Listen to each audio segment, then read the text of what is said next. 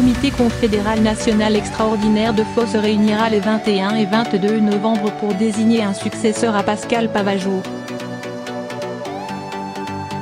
Quel le candidat mettra-t-il d'accord les deux tendances s'affrontant dans l'organisation, réformistes et radicaux?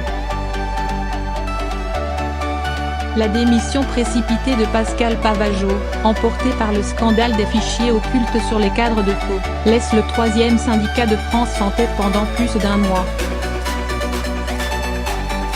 Un comité confédéral extraordinaire a été convoqué les 21 et 21 novembre prochains pour désigner un nouveau numéro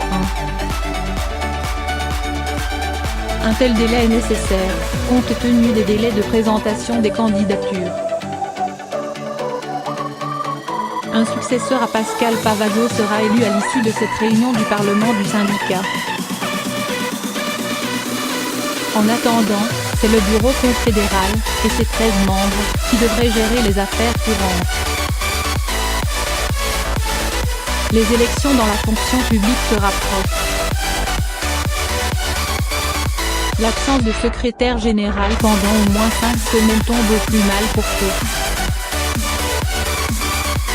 Dans moins de 2 mois se tiennent les élections professionnelles dans la fonction publique où le syndicat est bien implanté, notamment les douanes, la police, les gardiens de prison, les agents des impôts.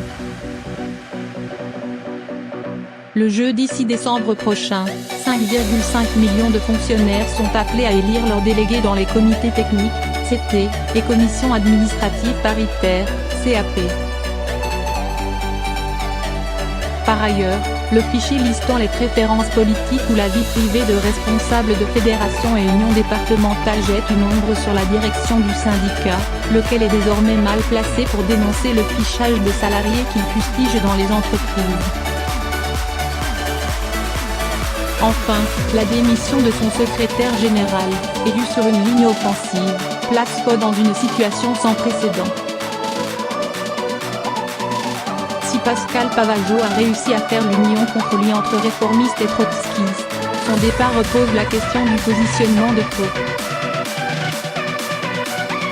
Les défenseurs d'une ligne réformiste et pragmatique, basée sur la concertation, restent en profond désaccord avec les partisans d'une ligne contestataire et d'alliance avec d'autres syndicats sur cette position radicale.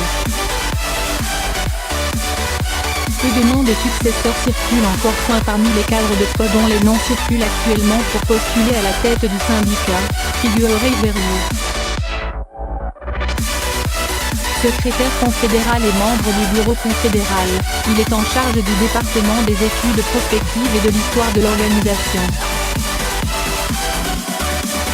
Il a aussi été membre de la direction autour de l'ex-secrétaire général Jean-Claude Mailly.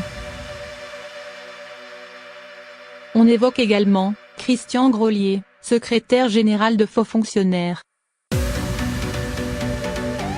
D'autres cadres tels Frédéric Homé, secrétaire général de la Fédération Métallurgie, réputé réformiste, ou Hubert Haguin, à la tête de la Fédération de l'enseignement, issu du bord trotskiste, ont été particulièrement actifs pour demander des comptes à Pascal Pavageau dès la révélation du scandale. Oseront-ils franchir le Rubicon en postulant à sa succession? Dans tous les cas de figure, le futur secrétaire général devra composer avec les différents courants de la centrale syndicale. Mais, si le futur numéro 1 était élu grâce à des soutiens différents de ceux ayant désigné Pascal Pavageau il y a 6 mois, ce ne serait pas sans impact sur la ligne future de Faux.